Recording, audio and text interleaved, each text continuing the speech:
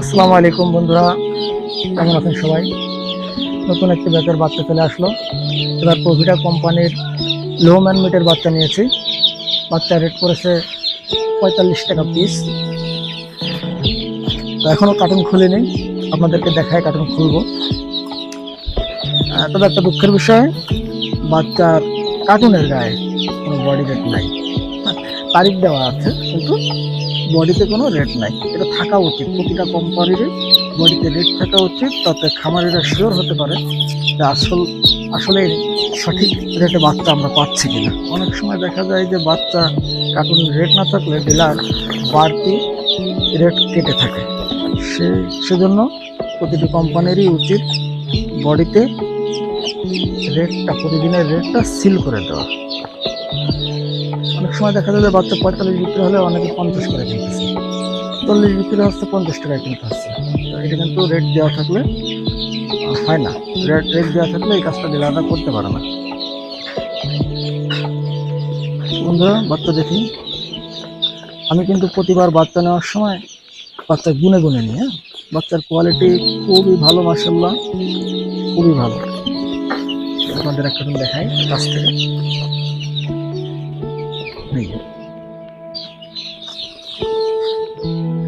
এই দেখুন বাচ্চাগুলো, মাশাআল্লাহ খুব ভালো বাচ্চা হচ্ছে, গোল গোল বাচ্চা, প্রত্যেকটা বাচ্চা সমান, এ গ্রেডের বাচ্চা। বাচ্চাগুলো খুব ভালো, মাশাআল্লাহ।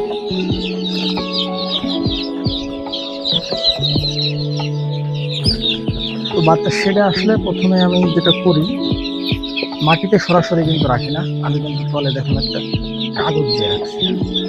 তলে যে কোনো একটা কাগজ বা কাঠের তক্তা দিয়ে রাখতে হয়, তাহলে বাচ্চাগুলো মাটির থেকে সরাসরি ঠান্ডা লেগে যাওয়ার ভয়টা থাকে না। তো তারপরের কাজ হলো প্রতিটা বাচ্চা গুনে নিতে হবে। গোনার সিস্টেমটা হলো এই যে এইভাবে থাকবে কার্টুন। বাচ্চাটা সুস্থ কিনা আগে দেখবেন, দেখার পরে তারপরে বাচ্চা গুনতে হবে।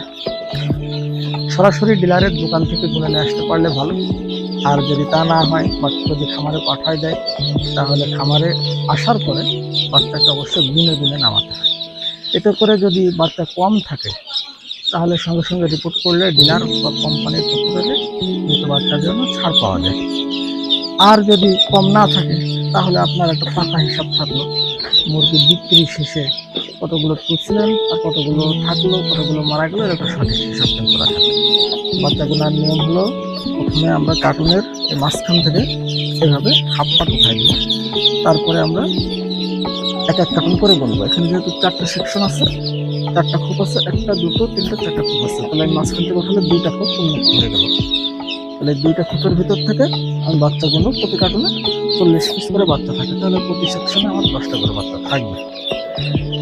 যেহেতু এখন গরম, 40টার বেশি দেয় না, প্রতি সেকশনে আমার 10টা করে বাচ্চা হলে আমার কিন্তু 40টা হয়ে যাচ্ছে। তাহলে আমি 1 থেকে 40 পর্যন্ত না গুনে প্রতি কার্টুন গুনবো, প্রতি সেকশন আলাদা আলাদা করে গুনবো। যেমন এখানে হাত দিলাম, একবারে 5টা বাচ্চা বসে আলাদা করলাম, আমার কাছে 5টা দেখা যাচ্ছে, তাহলে 10টা হয়ে গেল।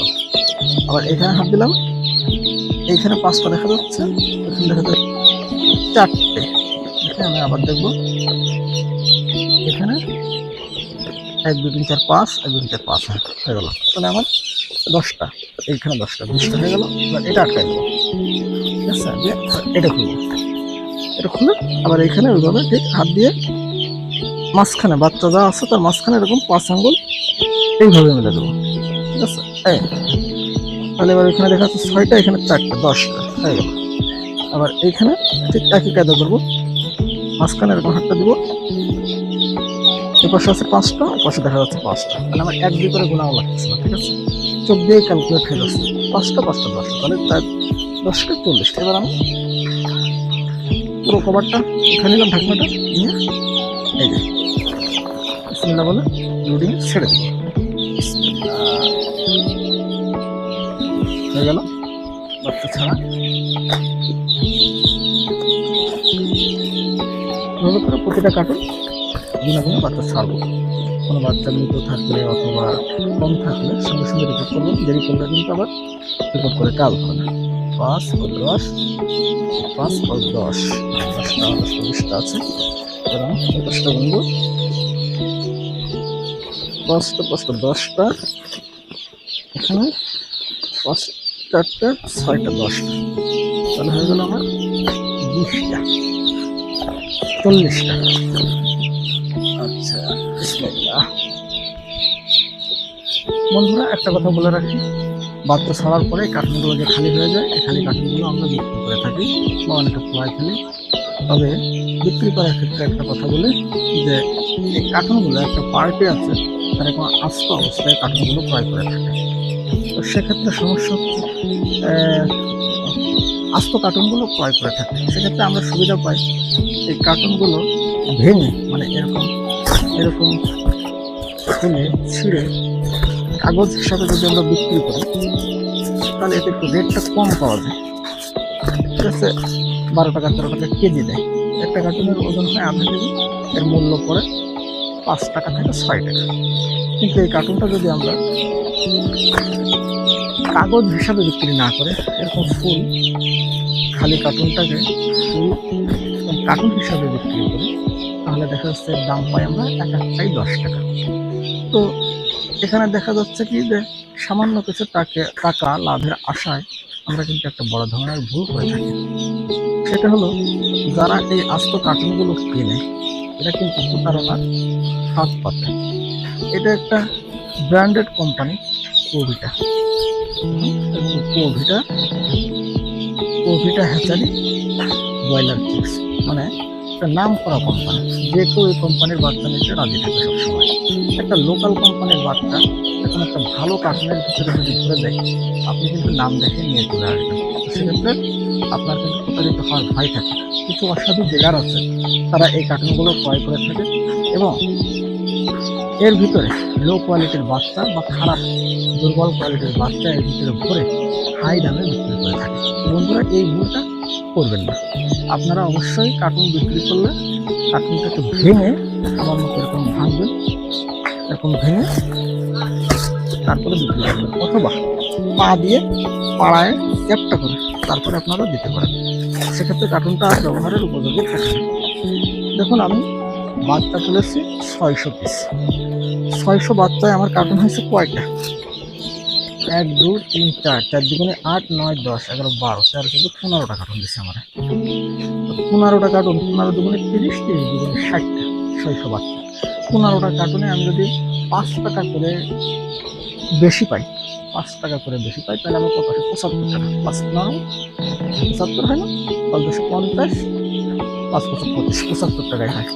তো 75 টাকা বেশির জন্য আমরা কিন্তু কত হাজার টাকা লস খাই, তাই না? আমার থেকে নিয়ে আপনাকে হয়তো দিতে, আর আপনার থেকে নিয়ে হয়তো আমাকে দিতে। এই ভুলটা কিন্তু একজন খামারি হিসাবে কখনোই করা যাবে না। এই জন্য কার্টুনের গায়ে সবসময় লেখা থাকে যে বাচ্চা ব্রোডিংয়ে ছাড়ার পরে কার্টুনটি পুড়িয়ে ফেলুন। তা আমরা অন্তত না পুড়ালেও কার্টুনটা কিন্তু একটু ভেঙে দিতে পারি। তো বন্ধুরা, আরেকটা কথা বলি যে বর্তমানে বাচ্চার রেট বেশি চলতেছে, রেডি মুরগির রেট একটু হাই হয়ে দাঁড়ায় আছে, কিন্তু এক জায়গায় না বাড়তেছে না কমতেছে। তবে এখন যে ভাব, যে কোনো সময় বাড়তে পারে, তবে কমার সম্ভাবনাই সবচাইতে বেশি।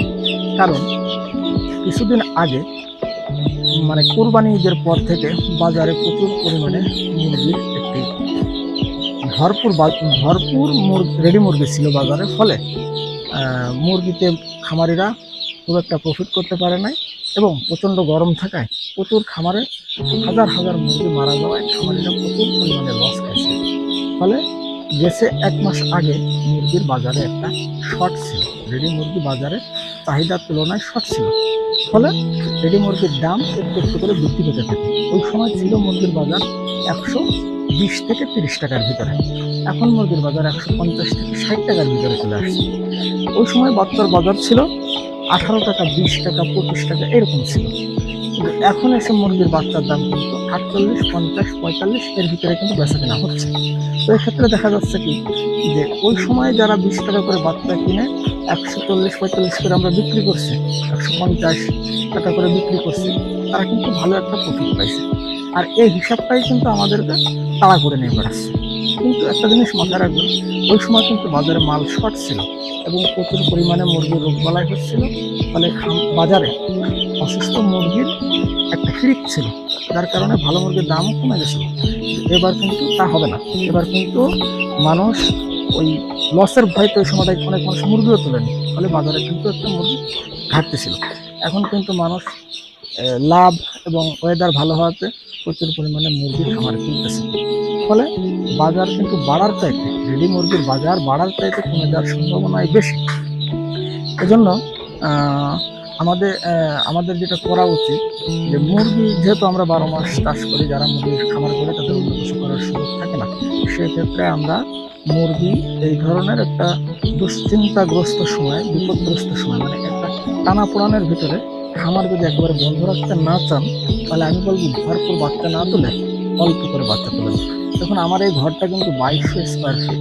আমি যদি এইখানে একদম পরিপূর্ণ মুরগি, মানে একদম রিল্যাক্সে মুরগি দিই, তাও ঘর ভরে যদি দিই, আমি কিন্তু 1000 থেকে 1100 মুরগি আমি দিতে পারি।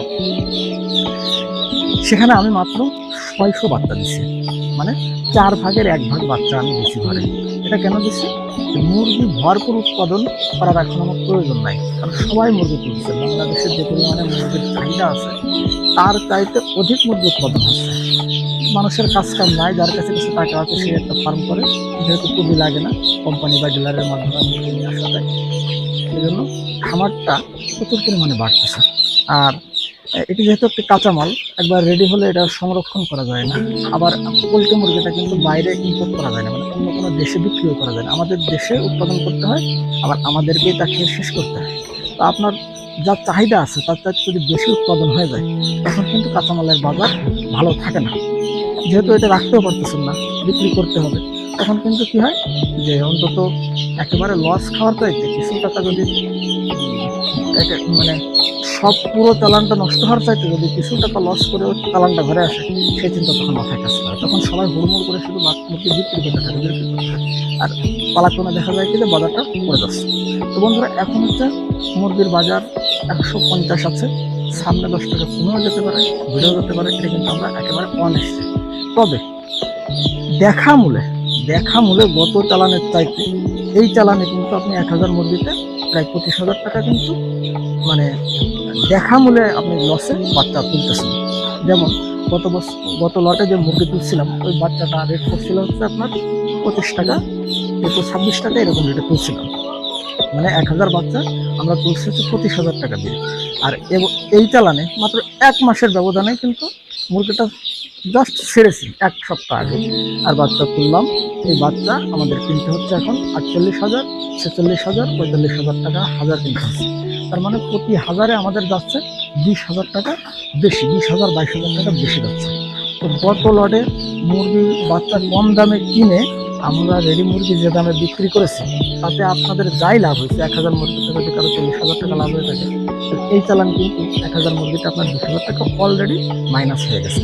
মানে কত চালানে যদি আপনার 40 লাভ হয়ে থাকে, এই চালানে আপনার এই দামে যদি বিক্রি করতে পারেন, তার কিন্তু 20,000-এর বেশি আপনার হবে না। আবার যে ব্যক্তি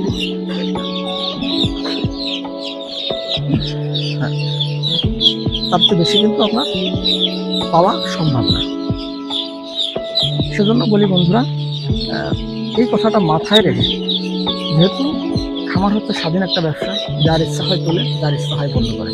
আমাদের কোনো কন্ট্রোলের কোনো সিস্টেম নেই যে 3 মাসে এত চাহিদা আছে দেশে, তো আমরা উৎপাদনটা এতটুকু করি। সরকারিভাবে এরকম কিন্তু কোনো উদ্যোগ নেই। তো যে যার ইচ্ছা মতো তুলে। তো আমাদের চাষিদের একটা খুব খারাপ অভ্যাস হলো, আমরা যখন কাউকে লাভ করতে শুনি কোনো সেক্টরে বা কোনো সময়, তখন আমরা কিন্তু ওইটার পিছনে একদম হুমড়ি খেয়ে পড়ি। এবার আমাদের লোকটা কাজ করে তো সেই সময়, খুব বাবা ওর এত লাভ হয়েছে এত। কিন্তু আমরা ওয়েদার বা সময় এগুলো কিন্তু আমরা হিসাব করি না বা অনেকে করতে পারি না। তো সেক্ষেত্রে আমি বলবো বন্ধুরা, সামনে কিন্তু খুব ভালো কোনো সিজন না, মাল কিন্তু র্যান্ডম, মানে প্রচুর পরিমাণে উৎপাদন হচ্ছে। প্রতি খামারেই মুরগি টানতেছে, দেখুন বাচ্চার দাম কিন্তু কমতেছে না। এর মানে হলো খামারিরা প্রচুর পরিমাণে বাচ্চা টানতেছে। তো ফলে 1 মাস পরে কিন্তু বাজারে র্যান্ডম রেডি মুরগি থাকবে। তো তখন কিন্তু রেডি বাজারটা এরকম নাও পেতে পারে। এই জন্য আমাদের উচিত হবে যে ভরপুর বাচ্চা না তুলে আমাদের কিছু কমায় তোলা।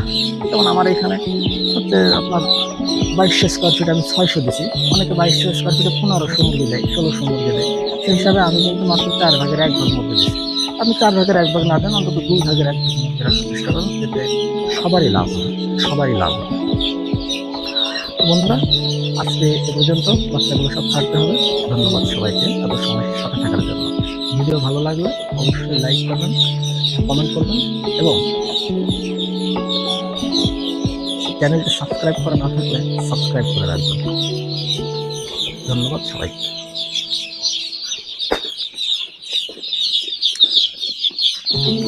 তো বন্ধুরা, আজকে এ পর্যন্ত। দেখা হবে অন্য কোনো সময়, অন্য কোনো বিষয় নিয়ে, অন্য কোনো ভিডিওতে। ভিডিও ভালো লাগলে লাইক আর সাবস্ক্রাইব করার অনুরোধ রইল। কোনো প্রশ্ন থাকলে কমেন্ট বক্সে করতে পারেন।